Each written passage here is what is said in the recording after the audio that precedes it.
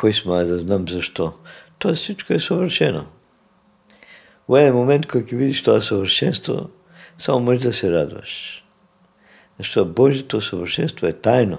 Он е скрит позади формите на този свят, който изгледа хаотичен, обръкан, опасен. Сега му е майката. Сега трябва да държиме сърцето, светлина. Сега да бъдем спокойни. И колко по-зле да станем, да още по-спокойни да станем. По-зле ние сме по-щастливи. Това е пътя. Трябва да израстем от тая енергия. Трябва да се превърнем в любов, тая енергия. Трябва да я превърнем в любов. Това е трансценденцията. Това всички енергии, които минават по нас, да се превърнат в любов, в благословия.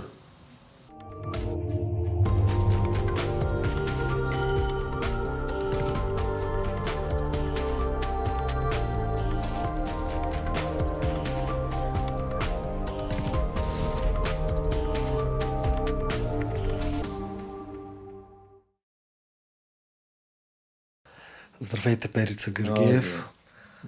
Радвам се, че днес ще споделите с нас слова за Христос. Ще посветим това интервю на Христос. И в началото ще започна с това, че когато разтворих вашата книга, посветена на Христос, и то на случайен принцип, попаднах на изречението: единствената гаранция, че си с Христос, е любовта в сърцето. Да, това е така. Христос е проява на Божията любов. Он е Божията любов, която е слегла от човешко тело. Аватар. Затова горе срещен мой вика Джишу аватар. Исус аватар. Значи Божията любов в човешко тело, което се проявява. Така Бог слегал на земята в формата на Христос. Ама Он е Исус, не е само Христос. Он е и Синът човечи. Тоест Исус трябваше да покаже този път, а Христос да покаже одухотворяването ли? Точно така. Исус е израстването на човека, а Христос е неговата реализация. Во Бог, когато станеш Христос, си помазаният Бхагаван. Той е Христос още. Помазания Бог на Индия, така би се превел него. Така да он е наистина това, що се вика не за него. Изобщо не се съмнявам. Они даже на санскрит имат мантра за Христос, където казват: Он е духът на всички аватари. Сенно, Рама, Кришна. Духът, есенцията на аватарите, он е една от проявите. Аватарът, есенция на всички аватари. Сега наскоро пак ще се празнува, нали, Коледа, Христос. Да. Хората години наред празнуват сякаш нещо историческо. Нека да акцентираме върху това, че Христос и днес е жива реалност. Да. Повече даже от всякога. Но за кого? Но за кого? Точно така е. Христос казва: аз съм пътя, истината и живота. И никой не може да дойде до Отеца освен през мен. И това е верно. Обаче какво значи? Дали това Исус като човек? Дали не говорим за космическия Христос? Не говорим ли за Адам Кадмон, може би? Съвършеният човек, оной, който е създаден по Божията форма, коя е есенцията на всички форми, които се появяват след него. Христос е и алфа и омега, вика, аз съм алфа и омега. Но ти кой е Он? Он е първичната форма. Значи Христос е първата форма. Алфа. Он е и последната форма. Значи във всички форми се съдържи. Аз си спомням, че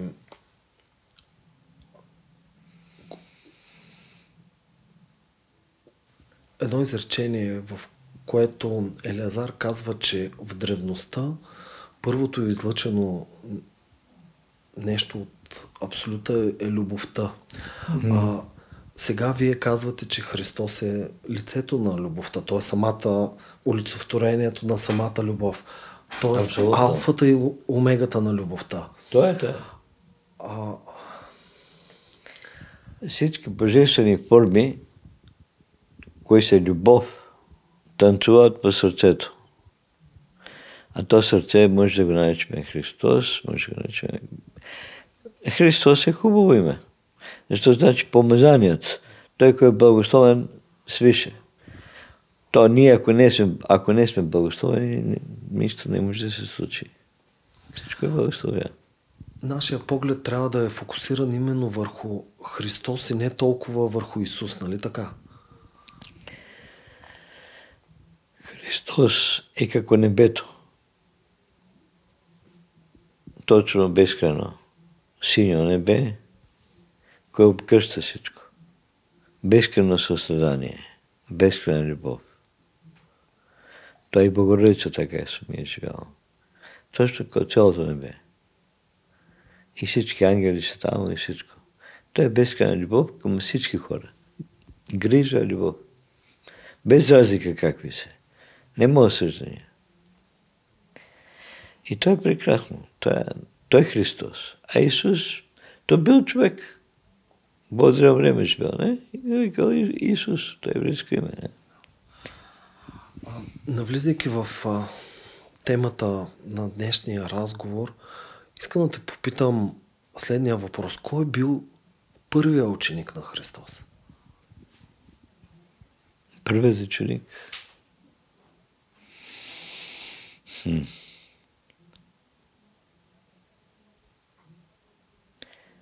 Той е имал ученици около него и всички били до некъде. Мислям, всички били ученици, мислям, апостолите били искрени хората. Не? Юда бил искрен. Мислям, всички били искрени.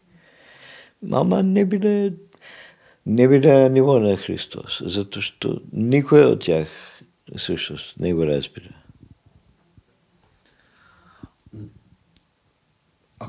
Можем ли да кажем, че Христос съдържа в себе си в целокупен вид принципите? Принципите, които са заложени в духовните учения, в тяхната сърцевина. Да. Он в същина не трябва да ги каже тия всички неща. Седно замисли от тебе едно безкрайно пространство на топка от безкрайна светлина и всичко е в тебе. Ти какво ги кажеш, също и тишината говори позади словото. Така неговите слова, нали? Един път го питале Буда. Ходил со Ананта, со неговият братовчет, се разхождали се на гора, където била есен и листата биле паднали. И Ананда го питал Буда, ти всичко ли ни казваш на нас? Сега са сутрите, нали? Нали цялата истина ни я принесеш? И Буда се наведно вземал листа от земята и ги гледаш тия листа. Ето века, я толкова ви давам. А това гледате колко има. Да с цялата гора е листа. Ние дори малко да се доближим до тази безкрайност и на Христос, която е. Той все пак, и когато попитах кой е бил първият му ученик, кой е този първи принцип, към който ученикът в пътя на себепознанието трябва да тръгне, да направи крачка, за да направи това приближаване? Он им дава знаци на учениците. Значи Христос им дава знаци. Им се покаже като светлина. Тавор, нали, изчезва, се появят светлостни тела, Мойсей и там. Нали. И учениците това гледат и казват, вау! Нали. Има много моменти, когато прави чудеса, където всеки от учениците получава по нещо, за да се отвори повече, да поверва повече у него. И това е много голема помощ за тях, за да веруват в него. Не? тия чудеса, тия неща, кои ги прави. Они се со него, пред тяхни очи се случва. И ти ке веруеш повеќе некој, ако направи, не сега материализирам нещо, ти е, вау, како? Тоест тогава времената са били толкова сгъстени и тежки, че хората са имали нужда от чудеса, за да повярват. А сега променено ли е времето? Пак ли имат нужда от чудеса или сега може по-целеустремено да се влезе в този път? Да, то е добър въпрос. Да. И сега имат нужда. Много хора имат нужда от чудеса. То е католическата църква, кай баба. Непрекъснато чудеса. Они, ако ги нема тия чудеса, какво ги правят? Не разбират дека тоа ти у сърцето, дека немаш нужда от нищо външно. Обаче не може да го изживява само това. Не? И така има некои външни изживявания. Како манифестация, духовна проява. Не. Сега това не е истината. Не? Това е пак малко. Тоест обръщането не трябва да е към чудесата толкова днес. Не. Обаче трябва да се случат. Защото ако ти се случат, ке се замислиш. Мене ми се случи, не. Мислам, пред да почна да се занимавам нещо с медитация, там 70 години, ми се случиха такви невероятни неща. И това пред мои очи, моят ще вика, престанеш да вериш у сетивата. Ти щезде капачката, я дръжиш така и ти щезде помежду пръстите. И я нема. Не можеш да я намериш никъде. И някои такви случки. А кое е онова вътрешно чудо, което в момента превъзхожда всички външни материални чудеса?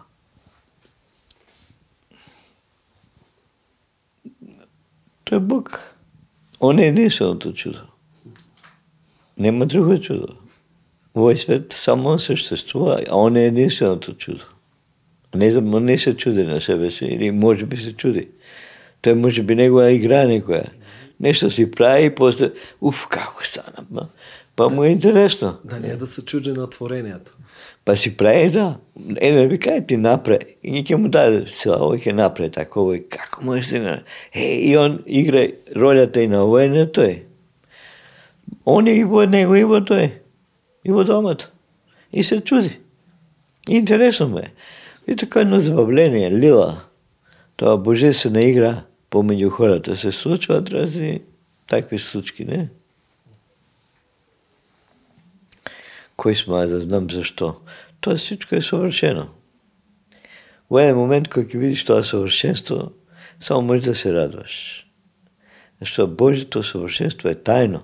Он е скритиот позади формите на този свят, който изгледа хаотичен, обръкан, опасен, осегаде атомни бомби, некакви геови не атакуват.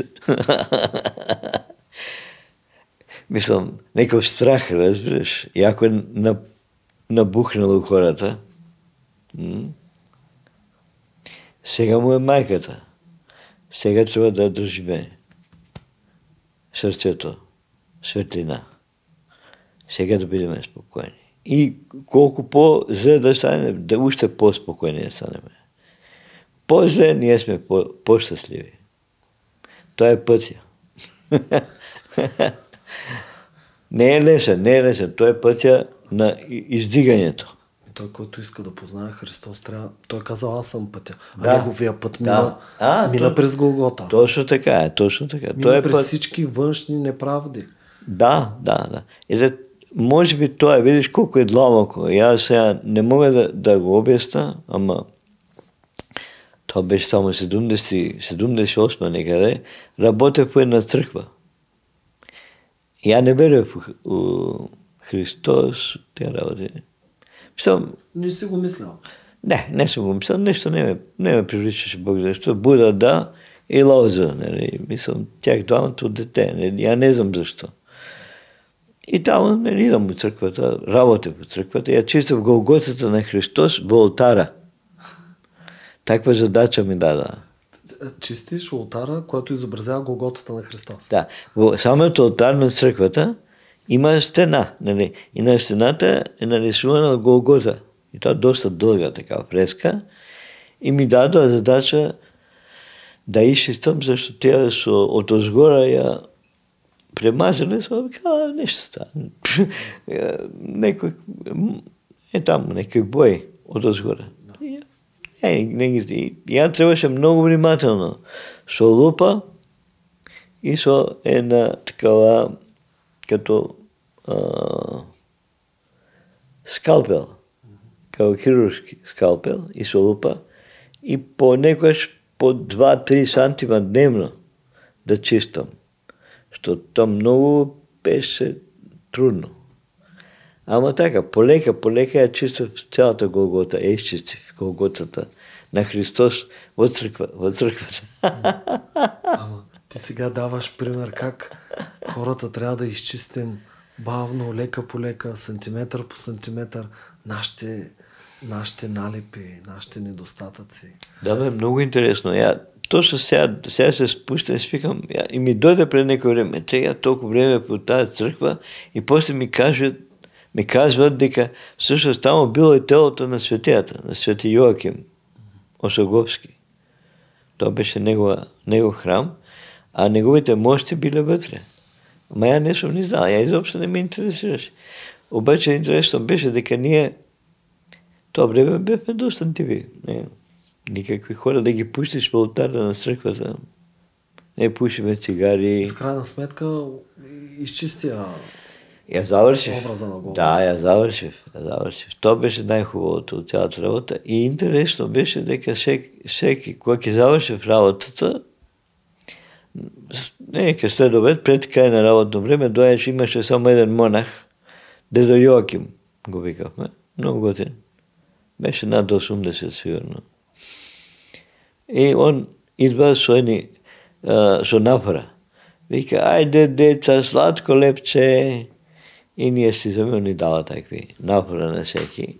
И мене ми вика, Петре, ти со мене у стаята, кај него. У неговата, он на църквата имаше такова, кај што живееше. И това беше толкова красиво, он ми правеше кафе. Кафе. Имаше едно малко газово котлонче и го вари кафето и ми сипае една мастика да пиям докато чакам. Какво ти говориш? Нищо. Пълна тишина. Я слушаме водата како жебурка почти всеки следобед това. Ми го прави това кафе, аз я пиям ракията, нищо не говорим, нищо няма млавети. Истинска медитация. Да. И он така си седи спокоен. Той ти говорил вътрешно. Да. Много спокоен така седи. И се радва. Много беше щастлив. Дедото. Много пъти сме говорили, че в различните духовни течения, учения, има степени на посвещение. Говорили сме и за изчистването на финните тела. Възможно ли е този дядо Йоаким ли каза? Йоаким. Да е работил с твоите финни тела в тази по-ранна възраст? Възможно е, да. Съвсем възможно. Мислям, я не бе съзнателен за това, защото той бе доста такъв. Обаче он, който почеше да се моли нека, след това, от кога я изпиям ракията, кафето, и он влиза в църквата, застане в олтара и почне молитва до 9, до 10, направ. Стои на крака. Така. И говори. Има преденодадени навсякъде. Това беше невероятно. Ние лутаме с нека бутилка, пиеме вино, ходиме насам там. От време на време гледаме там и се казва, той делото откача, още е там. Не можем да поверваме. Влезе след обед, още до късно вечерта некоя ще го караш, яко. Дедо, стой прав, човече. Кажи ми, кога става прехода от външното вино към опиянението от онова другото вино. Да. Онова вино, за което и Христос говори. Те разбирам, да. Тук може пътя да бъде интересен. Зависи от индивидата, на кого му е писано. Кой е избран. Няма стандарти. Нема стандарти. Може да се случи било како. Нищо не знае. Може да биде како што му се случило на един човек, той е на история Суфи. Он бил обикновен чиновник, работил у некаква фирма, бил писар нещо. Изведнъж на мостот, минава преко мост и го среща Хайдар. Той е зелениот Суфи, у зелено, кој е безсмртен, пошто нема устойчиво материјално тело. Просто е само вибрација. Ама човек е. Мислам, можете докосне всичко. Хайдар го вика, Хайдар. И го среща Хайдар и му вика, ти вика, сега дай оставка на фирмата. Завърши си работите какви имаш къщи и след 3 дни дойде тук покрай реката да ме срещнеш. Ке те чакам. След 3 дни. Отива? Отива ли там? Да, отива. Послушай, он трябвало да го става директор, нещо, он се отказва всичко и всички шокирани. Како? Защо? Точно на върха на кариерата. Точно успех, социален успех. Он дава отказ, пропаст. Хората го гледат как глупости. Как ви ги върши той човек? Он нищо. И отива. След 3 дни отива там, където му рекол Хайдар. И Хайдар се появява и му вика, сега скъса ги дрехите и гол скочи в реката. И он слуша. Ги скъсал дрехите, скочил гол в водата, плува. Може да плува и некой рибар, веќе много време плува, некой рибар го спасил, веќе бил изморен. Па той се излега дека не знае да пише рибарът, па тоа, но и почна да го учи да пише и останал да живее кај него. И стана како помощник на рибарът. Као приятели бре. И пак се появил Хайдар. Мика, стига тука, айде, тази сутрин ке излезеш на пътя и првиот кој поиска да работиш кај него, ќе отидеш на него. Окей. Не знам нищо, окей. И сутрин рано стана и отива на пътя и чака. И минава един селянин со каруца. И казва, да не търсиш работа? Ой, да, работа търсам. Ми трябва помощник на фирмата за овцете. Супер. И го взима и супер. На фирмата направо разцъфта човека. Се кефи, учи за овцете. Дъщерята на фирмата се влюбва в него, може да се женат. Една атмосфера цъфтеща.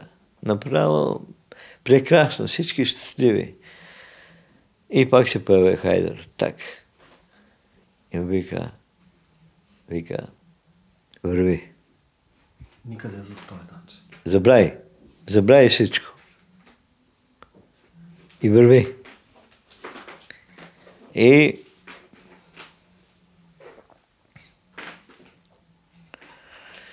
он остава всичко. Абсолютно послушен, до последно. Све, жена, деца, любов, семе, нищо. Остава и това. И Хайдар му вика, иди у Самарканд. А какво е това? Той е един град там, кай Бухара, Самарканд, те са държавските градове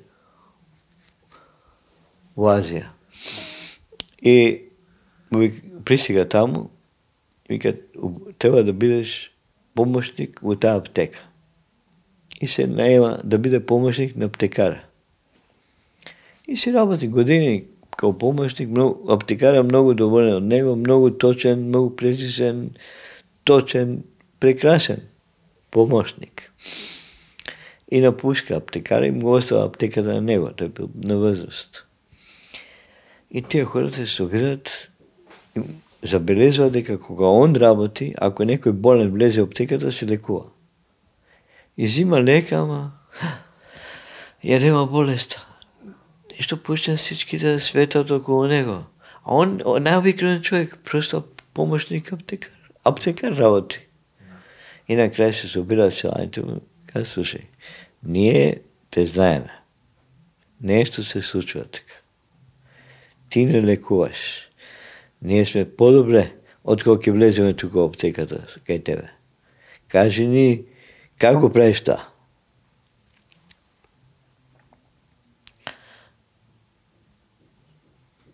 И он река, бев чиновник, после ги скъса в дрехите, скочи по реката. И така почнал да казва всичко, ама без Хайдер. Да. Не го спомне Хайдер. И ме каже цялата негова история, няма без Хайдер. И звучи много така, че ако го изключиш Хайдер, наистина, някой чиновник дава оставка, къса дрехите, скача в реката, абсолютна аутодеструкция, нали, от социален поглед, нали, как, не би го направил никогаш. Ти даде голям пример с тази притча, разказ. Първо, че той е надраснал вярата, е влязъл в доверието. Да, точно така. За да може той да направи всички тези неща. Трябва в доверие да влезе, да. После... Точно така. След това той надраства и доверието влиза в смирението. Да, защото слуша всичко в момента. Му казва, прави го так. Точно така. Тогава ли се явява тази божественост, тези божествени елементи, енергии, затова той почва да лекува? Кога ке почнеш да имаш послушност, таква послушност на Хайдер, защото Хайдер е директен вестител, директен посланик от Аллаху Екбер, свише. И когато имаш таква отдаденост на Аллах, т.е. на Акбар, Аллаху Екбер, значи най-висше Акбар, Аллаху Екбер, когато имаш таква послушност, любовта е естествена. Естествено, тази послушност ти е сладка. То не е како некой ще се тормози и те плаши, разбираш. Ти се радваш на Хайдер. Кажеш, вау, браво, супер, не знам какво ги случи, ама много хубаво. Видяла е, усетила е със сърцето си същността, така да се каже. Иначе не можеш да се предадеш. Аз си спомням сега, че в една от страниците на твоите книги ти казваш, на мен не ми пречи да пея ля иляха илялах и да обичам Христос. Тоест, ти за пореден път говориш за това единство. Zato što za mene, koja čitam za Hristos, to Mevljana koja govori, od kako bega Isus, naprijed, ta poema je genijalna, koja čitam неговото отношение към Христос на Мевляна, гледам дека он има таква любов и такво длабоко единство вътрешно со Христос, као Гуру што имаше. Гуру такво единство со Христос, просто в некој момент седно еднаш имав такво живење со Гуру. На тенис корта медитирам и Гуру беше написал пиеса за Христос. И учениците играят пиесата и ја седевме доле на оно место кај се играе тенис и Гуру се разхождал. Ма ја не знам, после пиесата веќе бев такво присъствие имаше на Христос, невероятно. А не беше много Бог да добра актерство там. Но самата идея, че мислиш и че си насочил вниманието към... Абсолютно. И енергията е привлечена со думите. Зато што Гуру буквално е привлекал таа енергия на Христос и ја осештав дека Христос е на тенис корта. И во еден момент осештам дека Христос стои пред мене и ме гледа. А ја мислам. Ја не го гледам. Не сум се медитирам, а Христос стои пред мене, е така.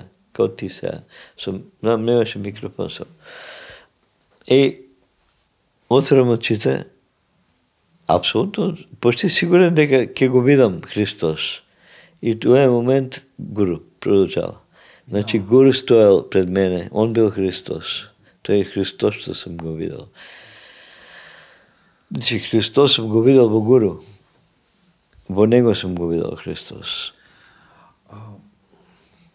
Като заговорихме за тези вътрешни изживявания за Христос, аз до някъде те разбирам какво си изживял, защото когато наскоро правя една книга, която включва и Слово на Христос, което започва с истина, истина ви казвам. И то не е описуемо да кажа какво изпитах, но само бих казал живо присъствие. Наистина е така. Всеки сам може да го изживее, но наистина живо присъствие.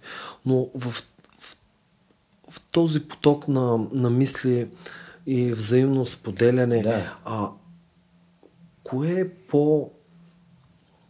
дали мога така да ги... Имам една идея за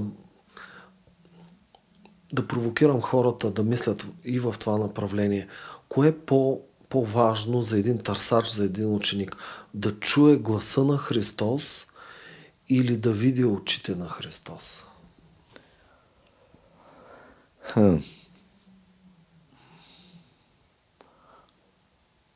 Най-важно е това, що Христос иска.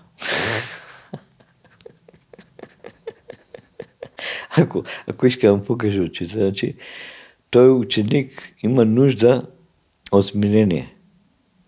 Защо ако медитираш на очите на просветният учител на светия, директно, докато ги гледаш, специално ако Христос, ако ти ги да покаже очите, значи директно се усмиряваш. И си ги вижда всички щуроти. Много е жестоко. Директно би предизвикало смирение. Директно, когато ги видиш очите на Христос. Това е невероятно мощно. Невероятно мощно. И аз знам един човек се просветна така. Ама жестоко страдаше. Пред да се просветна. Преди това? Да. Пред да го изживее това како освобождение, изживя интересно беше дека он изживя мой приятел, певме заедно на един ретрит и медитираме на кой сум аз, на Клана. И он седеше до мене така и в един момент така извика, що я изчезна по телото. Извика, изкрещя толкова силно, що това беше направо такъв плач. Все не умира. И почна да блъска с главата, пода беше каменен пот, да плаче, вика. Я не знам, я буквално напуснах и нямаше никой веки. Он ми помогна всъщност от това. Он ме експеритира с тази енергия. И после работехме заедно, викам какво се случи. Вика, човече, аз седам, вика, изведнъж Христос пред мене. Директно в очите го гледам. Очи в очи. Вика, кога се видел в себе. Каков съм? Искам да умрам, вика, на момента. Много тежка среща беше за него. Защото може би събужда една отговорност, че ние нямаме никакво право на застой и постоянно трябва да сме в промяна и да сме в новото постоянно. Таков плач беше. Он много се промени, да ти кажем. После това изживяване с Христос много дълбоко промени, спреде на тези ретрити. Почна да се моли някой християнски филм, някоя пророчица от Германия, не знам. Ама си останахме приятели, идваше към мене. Я нямам нищо против човек, я не представям никакво учение. Може да бъдем да бидем приятели. Нема значение. Искам да те помоля да дадеш тълкование на изречението, което е поместено в твоята книга Метаноя, в което казваш: ще види Божията светлина този, но когато му се помажат очите.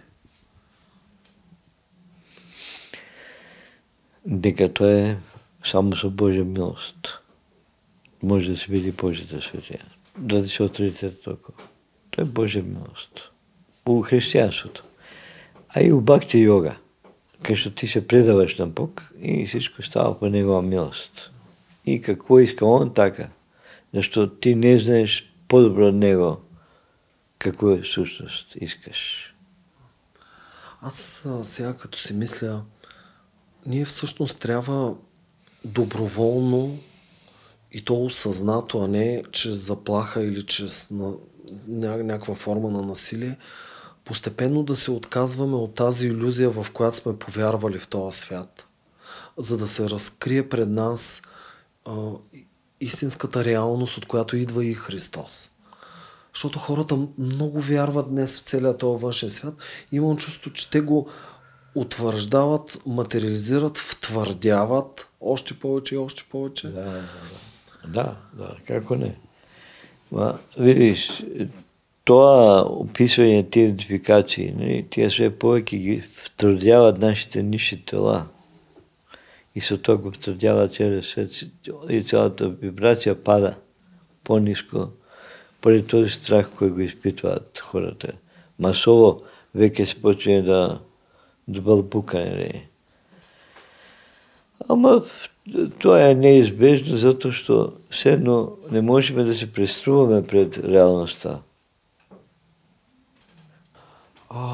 Когато Христос слиза тук, той всъщност слиза в изпълнение на волята на Отец. Да. Нали така? Да.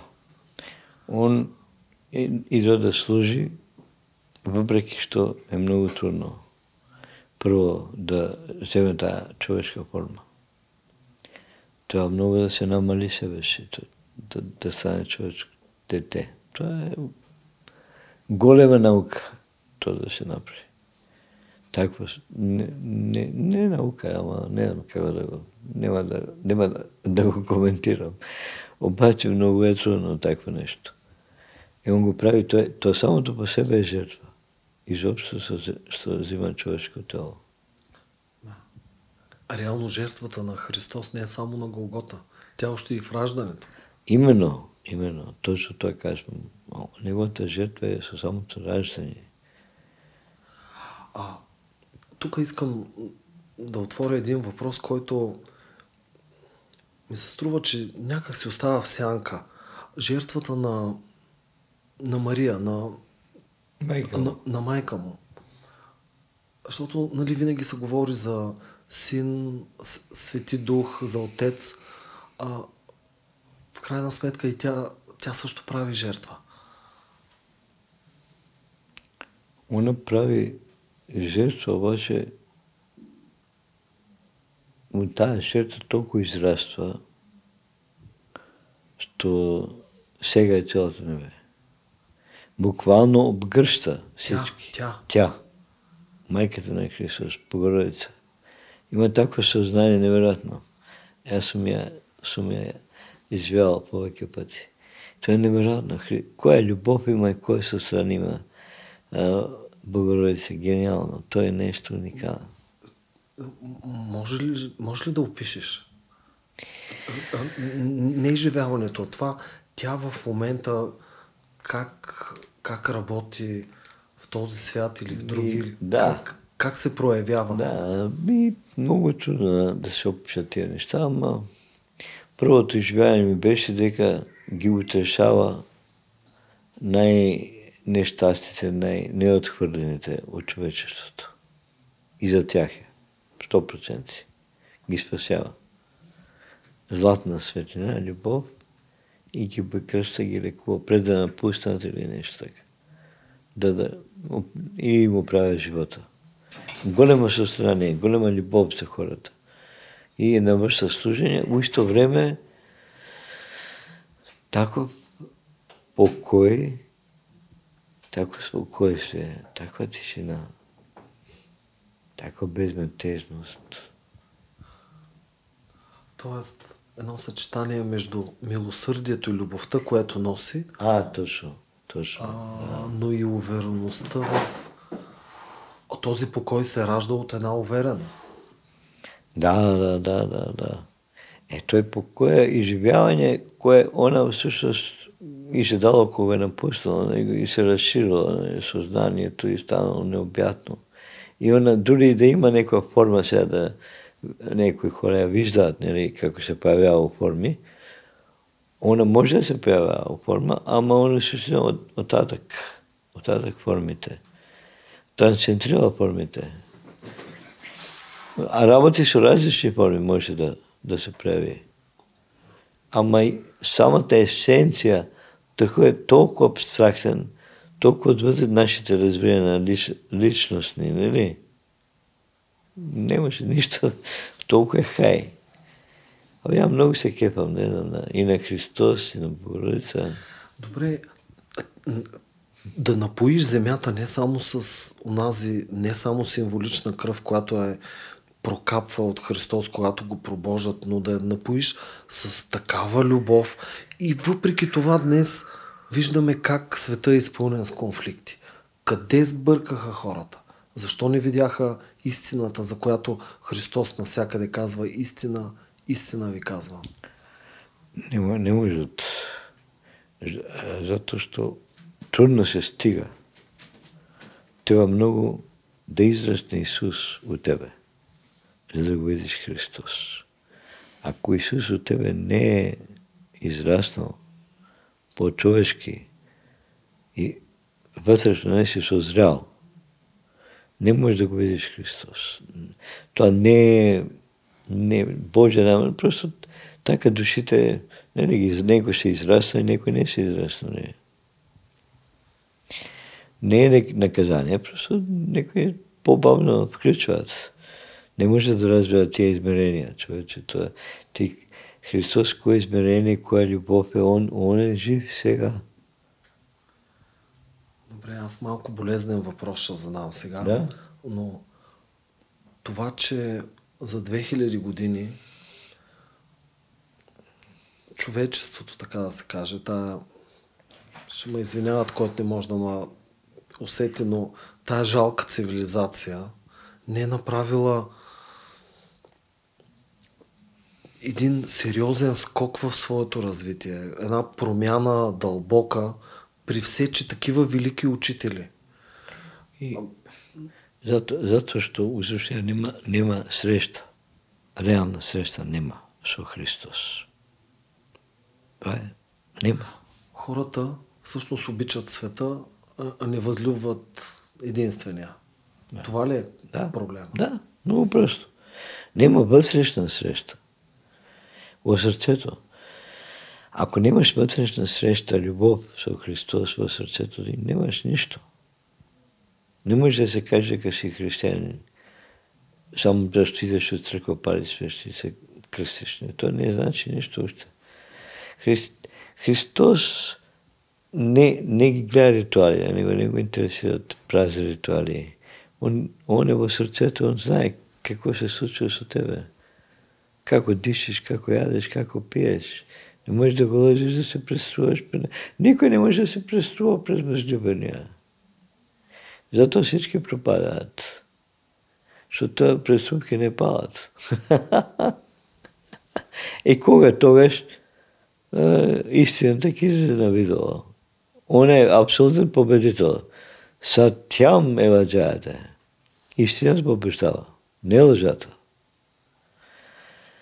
Победата е в истината. Абсолютно 100%. Това ми е моя вътрешно изживяване и знам дека е така. Истината побеждава. Ама преди да победи истината, ки има драматика.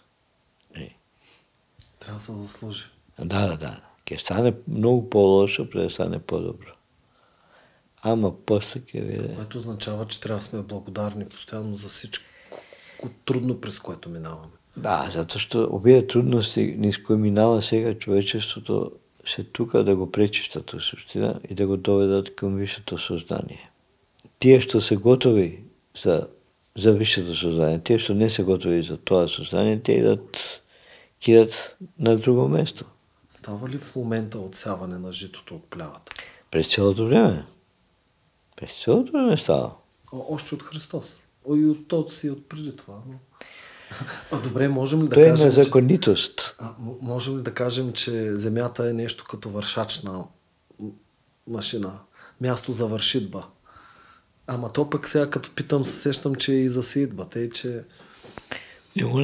Земята е живо същество. И аз още много голяма любов към нея. И когато докосвам така, и когато докосвам майка си, не е никой най човек, ще го обичаш. Она любов, koja je много длабока. Точно за земята. Викам, кое смирение. То е живо същество, а ние какво правим на земята. Това когите, едно индианско племе от Колумбия, живеят там на няколко хиляди метра, слизат и в цивилизация идат в Англия, им звонят на братите, ние дойдеме да се оплачеме от вас. По-малкият брат я изнасила майката. Океаните се оплакват, майката се оплаква, вие правите лошо. И после в Google Earth возът на когите изнася говор на коги. И го преведат на испански, па на английски. Много хубав говор. Човека просто говори за хармонията, как хората живеят в хармония. Но все още земята не търпи, така да се каже, но... не търпи, она знае да биде много строга майка. Да. Аз в този контекст отново ще цитирам една твоя мисъл от Метаноя. Къмшикът в ръцете на Христос е къмшик в ръцете на любовта. Да. То само ръце на Христос. От другите ръце не. Тоест като заплющи този къмшик, да не е да се оплакват, защото там е любовта скритата. Та любовта и грижата. Неговата любов и грижа е в този къмшик. Он просто трябва да ги доведе хората в ред. Това не е в ред да правят бизнес в храм. А това е веке толкова разпространено, всички сме пропаднали по това отношение велико. На земята е само бизнес, нищо друго. Ужасно. Ужасно отпадаме от духовните ценности. Наистина някое големо пропадане.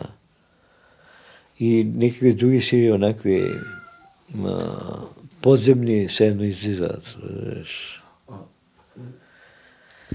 Вие като се срещате с доста хора, имате ваши ученици, не само последователи, как преценявате колко, ако можем да кажем като процентно съотношение, са хората в момента в България или пък в глобален аспект, които са тръгнали в пътя на промяната, в пътя на духовното? Можем ли да направим една такава... Сега аз си спомням едно доста стряскащо изречение на учителя Бенеса Доно, който казва няма 10 човека по негово време, когато изнася лекциите, казва няма 10 човека в България. Преди няколко години Елиазар каза вече има 10. Какво казва? Срещу мой имаше 7000 ученици. А нас ни казва, имам 16 ученика, имам 30 ученика и така. Самия той го казва? Да. Не 7000, 16. От 7000. Добре. В България, без разделение на учения или течения, учители, колко истински ученици, ще го кажа така, в пътя на истината има според теб? Не, на мен не се интересирам. Не, имам предвид като съотношение на баланс, аз заради това питам. Като форма на баланс, който да крепи... Хората всички са военен прогрес или регрес. Всички са в движение. И всъщност сега се случват някакви много важни неща, които може да променят много от човека. Така да много трудно да кажеш. Нали. Никой не е стигнал до точно реализация да е неподвижен и не може нищо да го мръдне. Най-голям дел хората, ако се срути сградата, ако им падне на главата или нещо, няма да им мине лесно.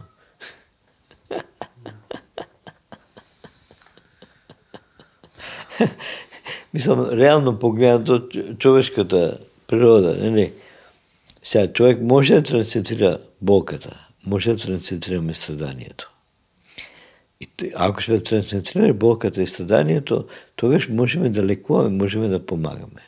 Ама ние трябва да го трансцентрираме нашето. Добре, аз ще пробвам по друг начин. Отворените, разцъфналите сърца.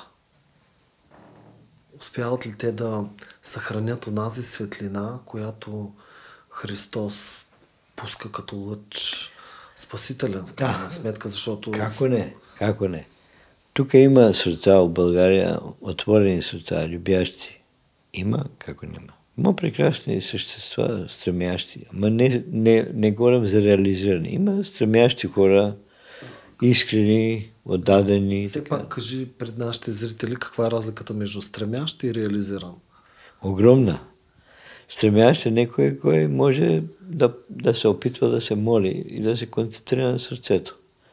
А реализиран веке знае кой е и това го вижда навсекъде. Това кой е он. Он вижда себе си навсекъде. Реализираният не вижда никой друг, освен себе си. И он знае дека он е. Бог е навсякъде и дори той е Бог. Всичко е Бог. Всичко е, да. И всекъде се вижда себе си в хората. Нема друг освен него, всъщност. Това си тяхно изживяване. Доста го описват у Зен. Идам на улицата и виждам, я излизам от магазина, я идам да купам, тук са различни хора, ама това си всички си ти. Пощто ги усещаш отвътре, все едно, ако изживяваш тяхното изживяване. То мене ми се случваше. Виждам някой човек на улица да изживява, оно ще го изживява и какво мисли. И какво изживява отвътре. Дека му е тежко това. Сега като те слушам, знаеш ли какво си представих? Представих си, да кажем, една улица и много хора. И във всички тук има искрата вътре. Нали? Сърцето, слънчев възпред. Има искрата. Обаче някъде карамелизирана, даже бих казал. Някъде засенчена. Ако тези всички хора светише това вътрешно слънце, тогава ли са тези думи на Христос? Вие сте виделината на света. Да. Това е кога, например, я точно му изживал и в центърът на Гуру, където бе ученик. Това е единство, когато пеехме, съм изживал много хубави моменти. И гледам колко лечебно действа. Тия песни уникално лечебно действат, значи очищат сърцето. В момента, ако пееш на сърцето, тая мелодия, вибрация пречиства. Докато и кай, това го видях и кай дървишите. Кай ни в таква даденост, они имат това 30 човека, слуша само един.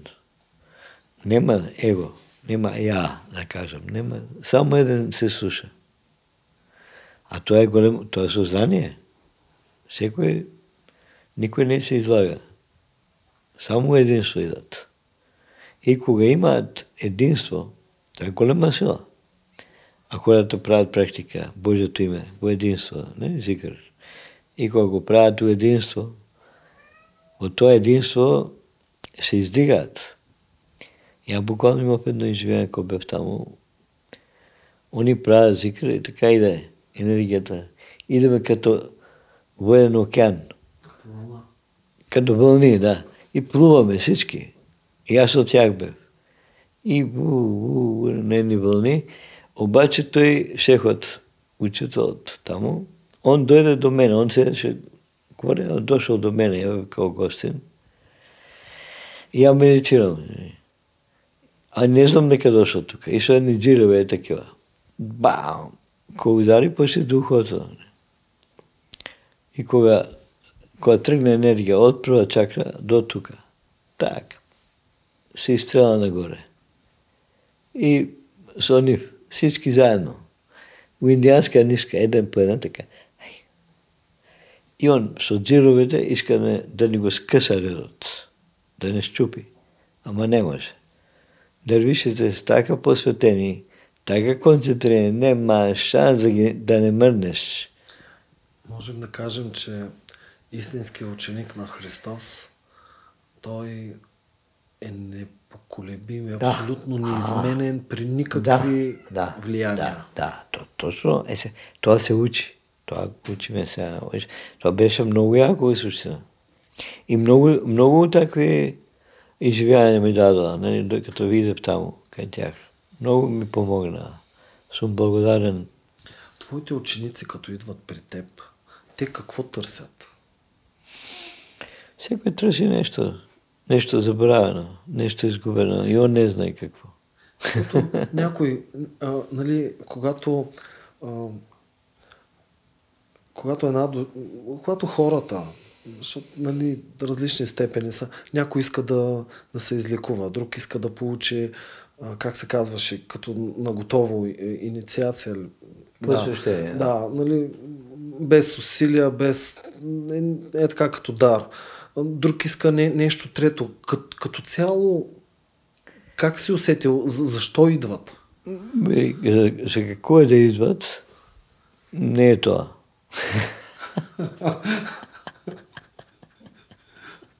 Добре, кой ги праща? Кой ги праща? Той ще знае къде ги праща. Обаче они не знаят. Човек не знае. Не може да знае. И като дойдат, пак са лутат ли? Не може да знае. Като дойдат, пак са лутат ли? Да, естествено. Ако някой слуша сърцето, веќе не лута.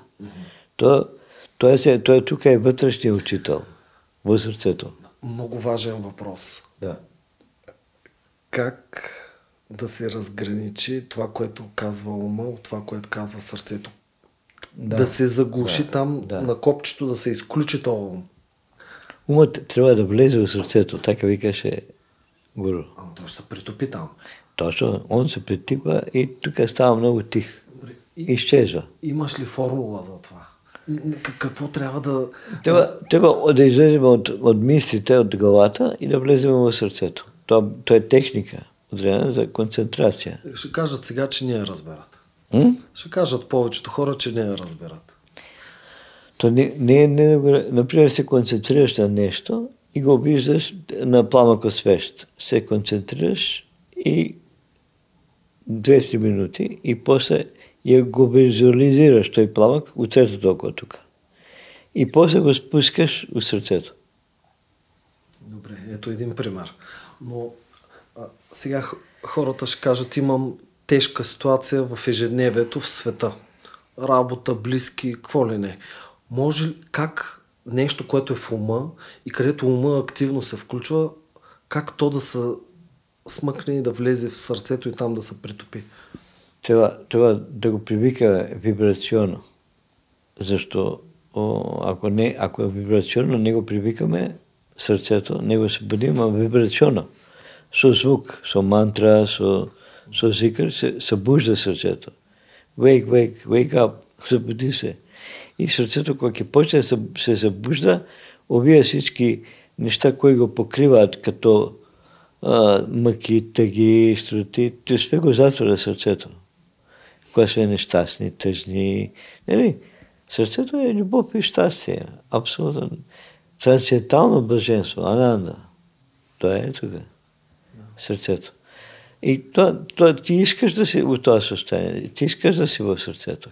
Това е любов в сърцето.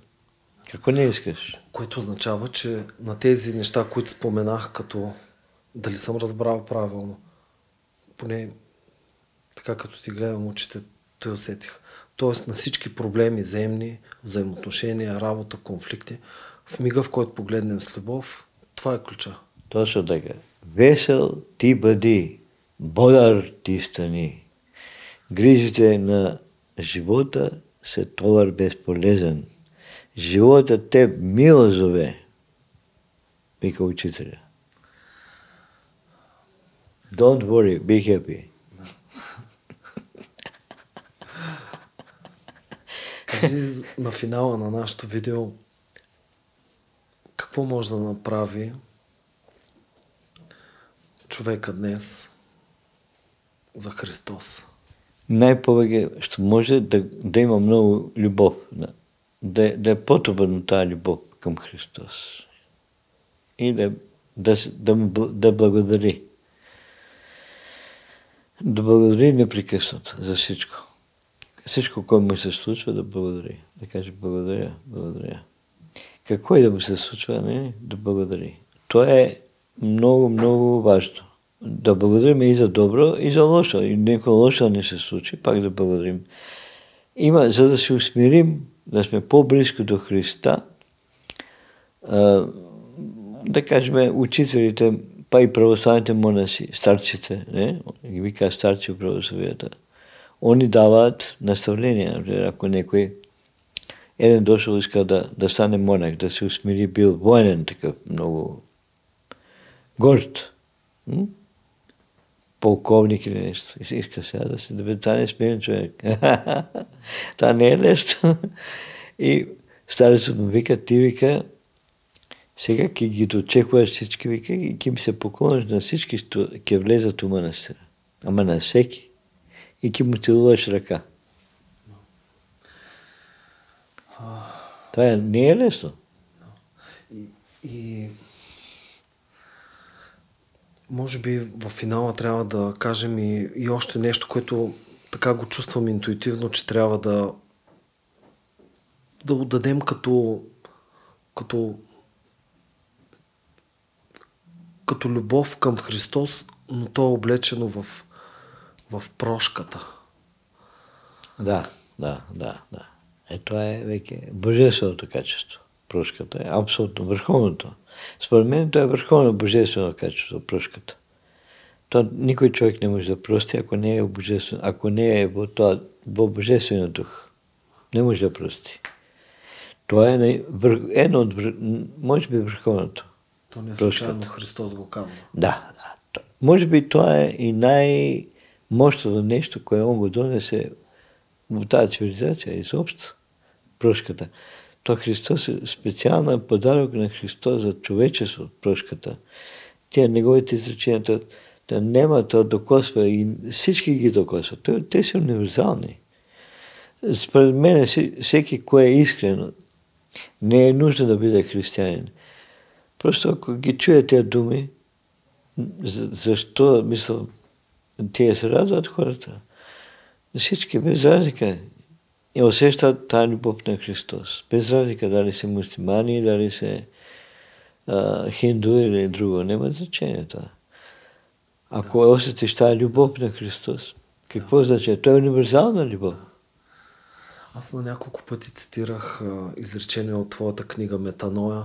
Кажи на нашите зрители какво е метаноя, какво е в сърцевината на метаноя. Метаноя го превеждат, нали, како покаяние, да се покаеш. Обаче метаноя на гръцки значи, метаноя значи да се свъртиш навътре, да погледнеш навътре. До сега цяло време гледаме навънка, искаме да грабваме, да взимаме отвънка, се защитаваме отвънка, да не ни убият. Не мислям. Цяло време сме навънка, тънка се навънка.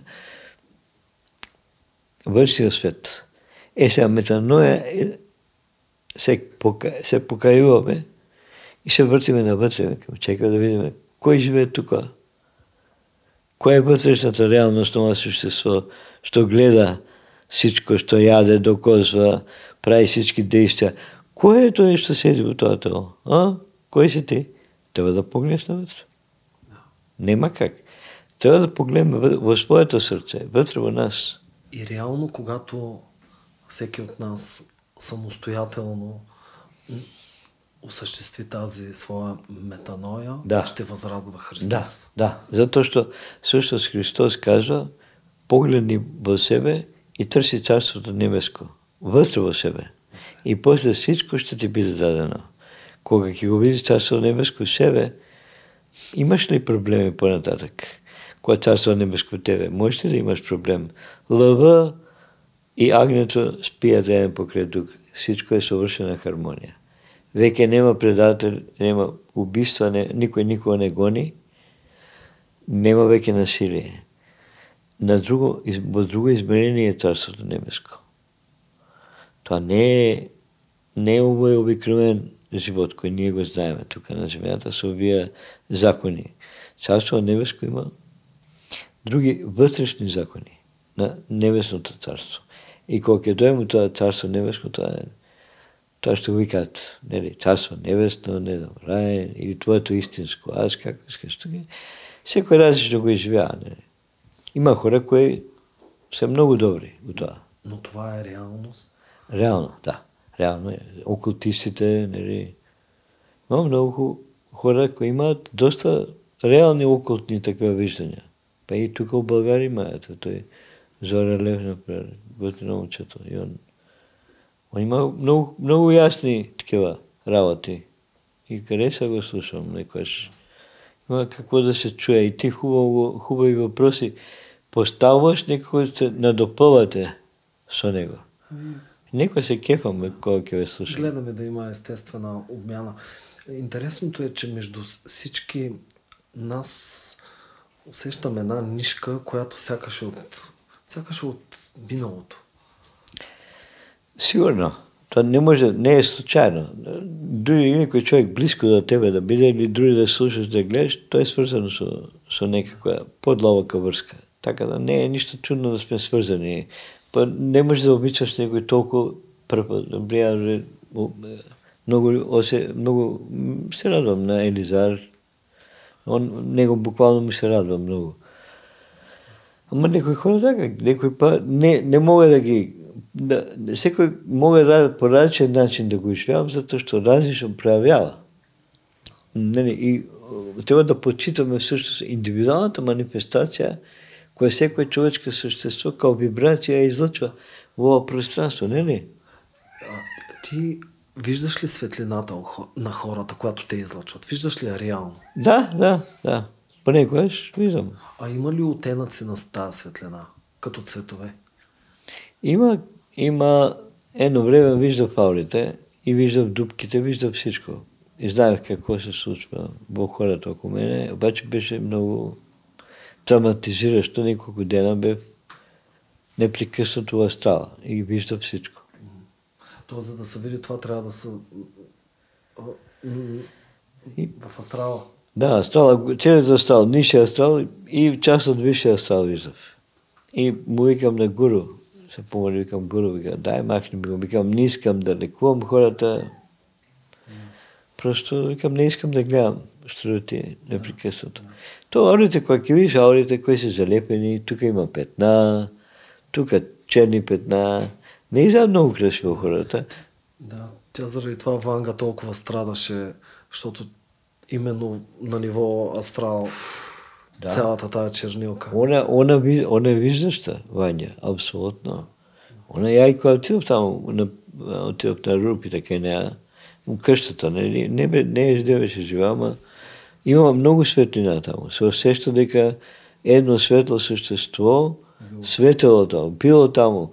Целата стаята кај што работала, пълна, свети сега. Цялата свети таму, кај што работала Ваня. Аз така като се слушам, хубаво е все пак, ти не ми отговори колко са тези, които носят тая вече лъчиста светлина, но хубаво е все пак ги има и те осветяват дори най-замърсените градове. О, да. Има у София, има числа. Не може да кажем точно число. Сега трепнат зрителите да чуят число. Я не виждам числа. Я виждам ги виждам као форми, ги виждам као същества, ама не ги броям. И не ме интересира колко се. Ама ги виждам. Има. И това е много хубаво. Чим има едни свети такви слънчеви същества и не са замътени в София, то е добър знак. И ги виждам такива хванати като на хоро. За ръце се държат слънчевите воини, светлите същества и тук вият оро и София. Спускат светлина за хората. Много ти благодаря за всички тези споделени слова, принципи, истинност, ценности. На финала искам да те помоля да кажеш за раждането на Христос в сърцето. За този сюблимен момент. У момента, когато се роди това дете, в сърцето мене ми се роди. Не можем да кажем дали е Христос, ама дете се роди в моето сърце. Кога прави антромом. И то бебе се появява и ми се усмихва. И оно е толкова красиво, толкова лъчезарно, таква светлина, що я буквално влизам в екстаз и се усещам като служител на моето дете в сърцето. Що ова тело е служител на ова дете. На ова божествено дете в сърцето. И телото е служител, зато викат Гопал Дас, там беше едно прераждане вайшнавско, мое духовно име беше Гопал Дас. Слуга на Гопал, на Кришна, Калмал, който се казва Гопал. Гопал Дас, значи той ще служи на Гопал, на малият Кришна или Христос в сърцето. Защото Христос или Кришна, който е в сърцето, Бог те е в сърцето всъщност. И когато е Бог в сърцето, има ли нещо по-хубаво от това? Да ти е Бог в сърцето. Да го обичаш безкрайно и Он те обича безкрайно. Не може да не е взаимно тази любов.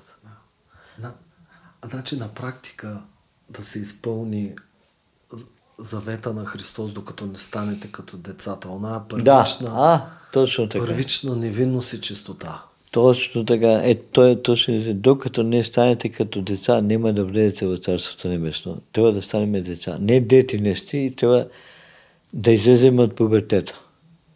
Що сега най-голям дел от човечеството живее в пубертет. Бяха извършени някакви, там, не знам, проверки в Германия, не знам къде, психологски изследвания и заключили дека много голям брой от хората са на 12 до 13 годишна възраст. Като съзнание. Може да са на 18 години, ама са пубертет. Да. А има хора в преклонна възраст, които са като деца и стават все по-чисти като деца. Те веќе трансцендират. Те веќе го минават пубертета, разбираш?